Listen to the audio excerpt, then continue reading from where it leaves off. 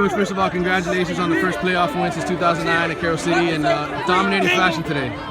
Well, you know what? It was a great team win. I'll tell you what, on offense, defense, special teams, we had a very good week of practice. It was very intense, and we just came out and played G football. Loudest cheers of the night. You guys had so many great plays, but the loudest cheers when they announced that Central Boyd Anderson scored wrong. Obviously, so many people already looking forward to that matchup next week. Well, we know the game is still going on, but we know Central is leading, and we're excited about a great possible rematch for them, or we'll play Boyd Anderson. But we know we'll be here at Trask Powell, and we're excited about it. If it is the Rockets, Coach, obviously district rivals, teams you guys have battled so many times before. What was that first matchup like? What do you remember about that? And what ultimately is going to have to put you guys over the top in the rematch if it happens?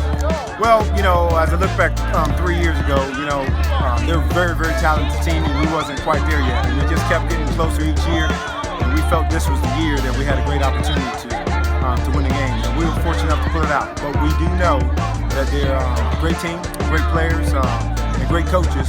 We know now we're in playoff football, hey, it's win or go home. So we know they'll be ready, and we'll be ready as well.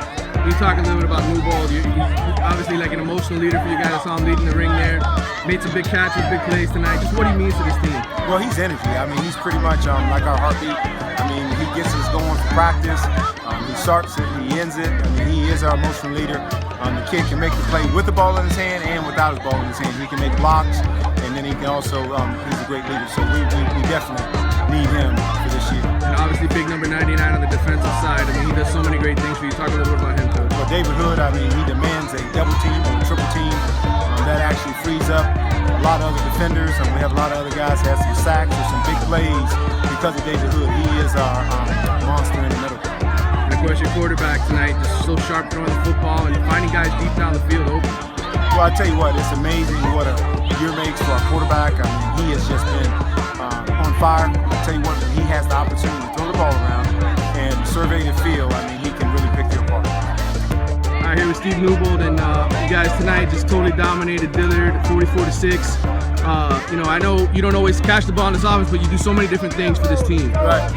Talk about what that, what you bring. The coach calls you energy. Right. Well, I just bring the extra spunk to the team and like wake everybody up. Lead everybody. I'm just the leader of the team, the voice of the team. Like just to make sure everybody's still on one page and just make sure the blokes stay afloat.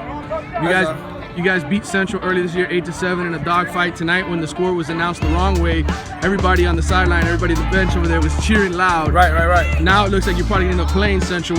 How do you guys feel about that rematch? Focus. We just stand focused. Make sure we don't underestimate them just because we beat them the first time. Just stand focused like how we was, and just get ready for practice tomorrow. Just one game at a time. So tell me about the backflip, man. Tell me about where that started and how long you've been doing that now. To tell you the truth, people don't never believe me when I tell this story, but one time I was at a 7-on-7 count when I played for MacArthur, and once I caught the dead route, it was 3 people coming towards me, and I did a front flip over them.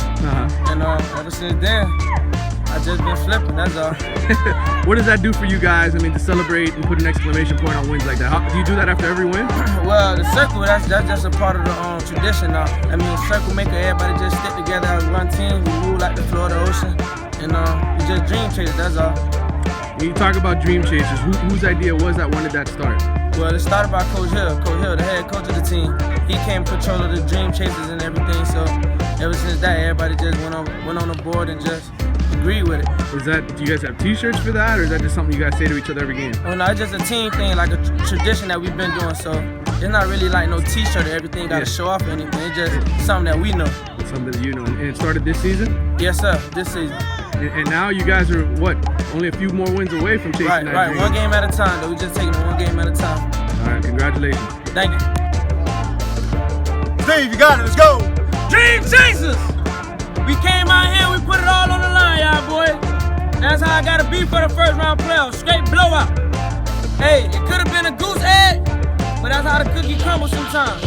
Dream Chasers, take 2 steps forward. Hey, circle makers. That's how we play together as a team. Keep the circle tight, and that's how you just make sure you keep your brother hyped. Circle makers, take 2 steps back. Everybody rock, everybody rock, everybody rock, everybody rock, everybody rock, everybody rock. Hey, that's how it goes.